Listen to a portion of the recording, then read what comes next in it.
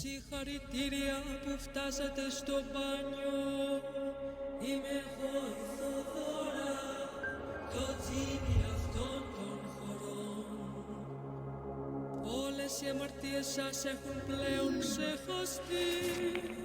Ανεβείτε στην τουαλέτα του κότς και σκουπίστε τις ενοχές από το πρόσωπό σας, αγαπημένε άγγελε.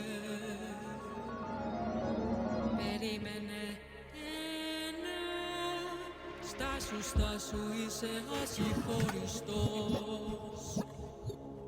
Η δουλειά μου εδώ τερματίστηκε. Θα παραδεχτώ ότι θαυμάζω το αφελές κουράγιο σου.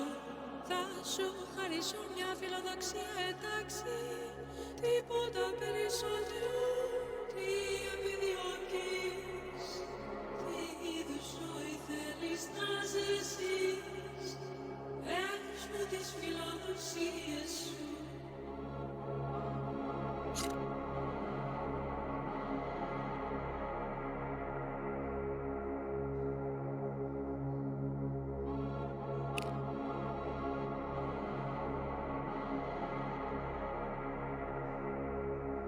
Δεν μπορείς να αλλάξεις τη φυσική τάξη των πραγμάτων. Δεν μπορείς να επιδιώκεις περισσότερα από όσα είσαι ικανός. Όχι. Καμία τιμωρία, ακριβώς όπως κανείς δεν χρειάζεται να τιμωρηθεί επειδή γεννήθηκε, εκτός από εσένα φυσικά.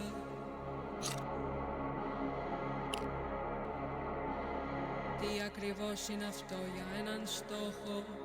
Γνωρίζεις καν τα συστατικά αυτής της λεκτικής σαλάτας?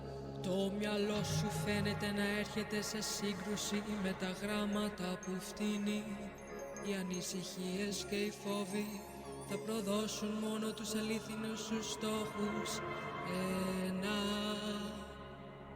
Μέσα σε αυτό το πηγάδι θα βρεις τη ρίζα του πόνου σου, την ίδια την πηγή αυτού του καπνού. Προχώρα.